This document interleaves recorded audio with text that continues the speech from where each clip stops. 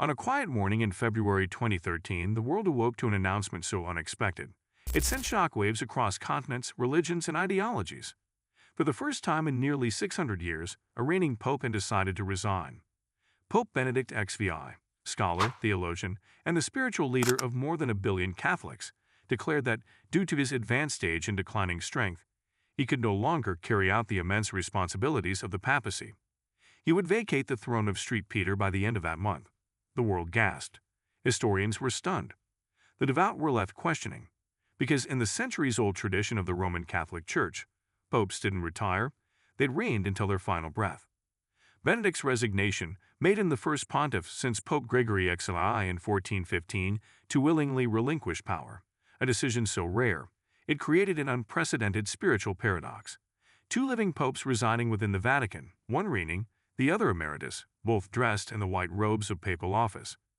But as with many seismic moments in history, the official story was only part of the truth.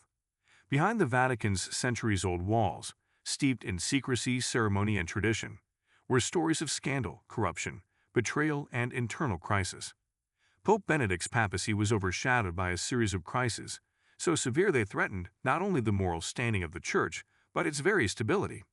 His resignation, many would later speculate, was not simply about old age. It was the culmination of one of the most turbulent reigns in modern Church history. When Cardinal Joseph Ratzinger became Pope Benedict XVI in April 2005, he inherited a church already under intense scrutiny.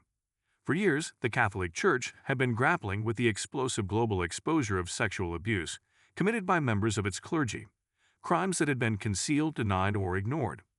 As the prefect of the Congregation for the Doctrine of the Faith under Pope John Paul II, Benedict had been privy to many of the disturbing details of these cases. He was well aware of the depth of the problem, and his new position as Pope demanded that he take the reins in confronting the scandal head-on. His papacy was immediately defined by a need for healing and reform in the face of a growing public outcry. In the early years of his papacy, Benedict took decisive steps to address the abuse crisis. He removed Father Marcial Natil de Gallardo, a Mexican priest with a dark history of abuse and exploitation, from his position as leader of the Legion of Christ. Benedict also became the first pope to personally meet with victims of sexual abuse in 2008, offering heartfelt apologies to those whose lives had been devastated by clergy. Yet, as much as Benedict sought to address the issue, he found himself ensnared in the very scandal he hoped to diffuse. In 2010, Benedict was accused of transferring a known pedophile priest while serving as Archbishop of Munich in the 1980s. Although the Vatican claimed that a deputy was responsible for the decision, the accusation served to further damage his papacy. The Church's efforts to deflect blame or minimize the scandal were beginning to unravel, and the weight of the crisis seemed too much for any one man to bear. The Church was also facing intense scrutiny over its financial practices. The Vatican Bank, long a symbol of mystery and suspicion, had been involved in a series of financial scandals over the years. Under Benedict's papacy, these issues came to the forefront, culminating in a 2010 investigation by Italian authorities, who seized nearly $30 million in Vatican Bank funds. The funds were being transferred without a clear explanation, raising serious concerns about money laundering and financial mismanagement. Benedict attempted to tackle the problem by establishing the Financial Intelligence Authority, a body designed to monitor the Vatican's finances and ensure greater transparency. But the entrenched bureaucracy within the Church proved resistant to reform, and the Vatican Bank's practices remained a source of controversy. In 2012, the Vatican Bank's president was fired for negligence, but the damage to the Pope's reputation was already done. The scandal continued to cast a shadow over his leadership, culminating in a brief but embarrassing episode in early 2013, when Italian banks ceased doing business with the Holy See, forcing the Vatican to operate on a cash-only basis. Amidst these crises, Benedict faced another unexpected challenge: the public exposure of his private correspondence in the so-called Vatileaks scandal of 2012. Italian journalist Gianluigi Nussi published a book, His Holiness, The Secret Papers of Benedict XVI, revealing a shocking level of infighting and corruption within the Vatican. The book outlined the power struggles and divisions among the Church's hierarchy, detailing the withholding of critical financial information from the Pope and the internal machinations behind key Church decisions. The leak was traced back to Benedict's own butler, Paolo Gabriele, who admitted to passing the documents to Nussi out of a sense of duty to expose what he perceived as widespread corruption within the Vatican. Gabriel was arrested, tried, and sentenced to 18 months in prison, though he was later pardoned by Benedict. The scandal deepened the sense of mistrust surrounding Benedict's papacy and underscored the complexities of governing the Church in the modern world. As Benedict grappled with these profound challenges, rumors began to swirl that he was considering resignation. His health was deteriorating, and his ability to lead the Church was becoming increasingly compromised. The Vatican remained publicly supportive of the Pope, but behind closed doors, it was clear that his resignation was becoming an inevitability.